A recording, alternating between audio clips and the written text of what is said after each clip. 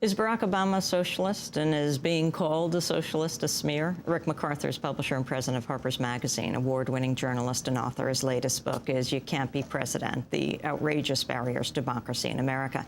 He joins us in the Firehouse studio. He's got the latest issue of MacArthur's How to Save Capitalism. Welcome to Democracy Now! Thanks for having me. Well, is Barack Obama a socialist?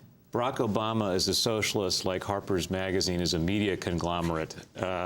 It's the most preposterous charge I've heard in a pretty crazy campaign.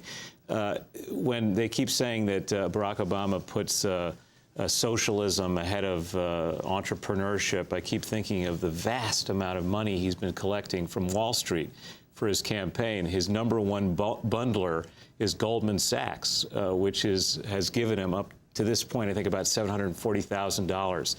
The New York Times just the other day has revealed that there's a new way the two campaigns have come up with to get cash out of Wall Street, and this is Democrats and Republicans alike, with these joint campaign committees.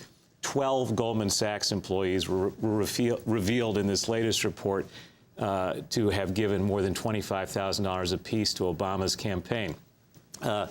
You could make the argument that Barack Obama always puts Wall Street first. I'm not going to make that argument because I don't know how he's going to turn out as president.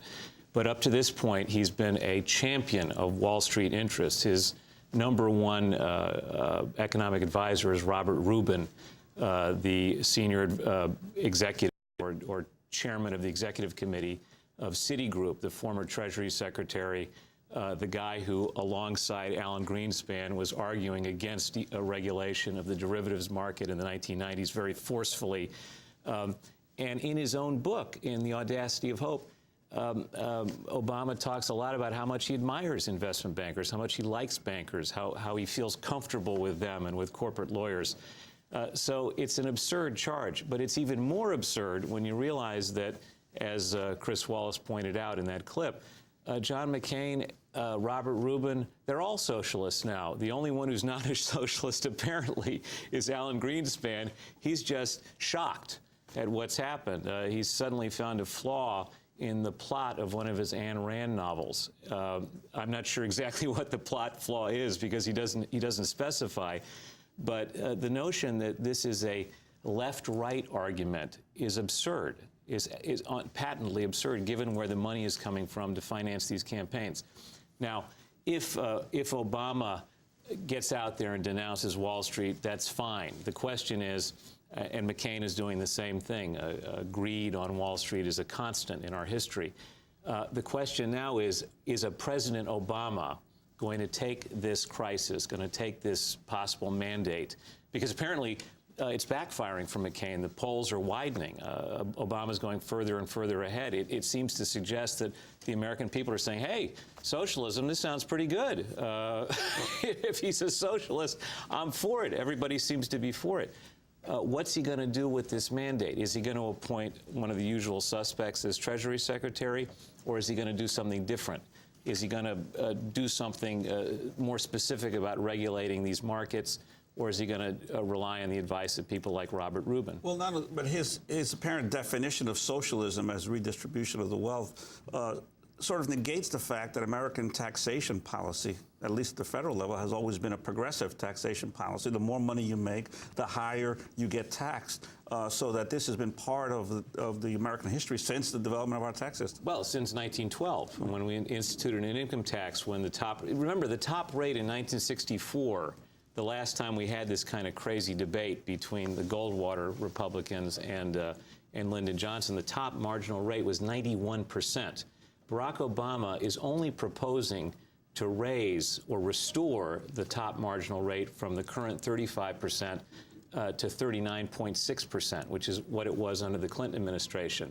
This is a very modest, very, you might even say, timid response to what's in the last 15 years been a redistribution of wealth from the bottom up to the top. What is the mortgage crisis except Wall Street picking on people who don't know better, who are not very well educated about the finance market, and really robbing them, taking the money up to the top? That's redistribution of wealth. And isn't also the issue of capital gains tax versus income tax, that's where the real money is in the capital gains tax, and Obama has not been very radical in that, has he? Well, he's proposing an increase from the current 15% to 25%, which is where it's been more or less for the last 60 or 70 years. It's fluctuated in the 20s and the 30s.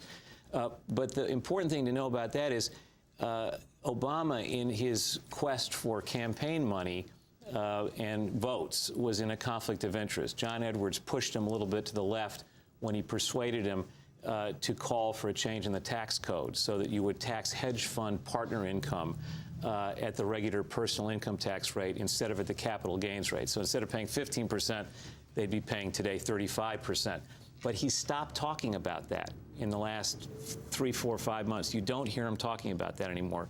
And I think that's a kind of a compromise he's made, where he says, well, at least if we raise capital gains from 15 to 25, the hedge fund partners will have to at least pay 25%.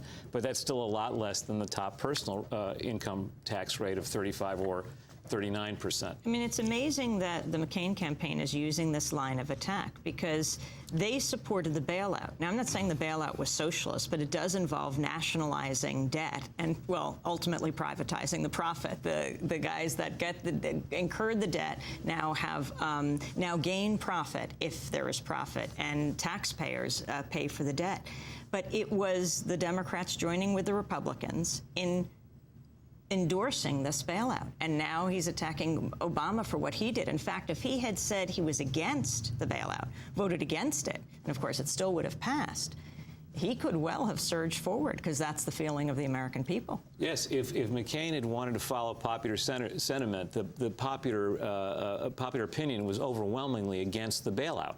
Obama and McCain were side by side whipping their caucuses, as they say in Congress, to vote for it after the rebellion in the House. The rebellion in the House, which we should remember is what used to be known as the People's House. It's supposed to be the closest instrument of government to the will of the people. They voted against the first bailout bill.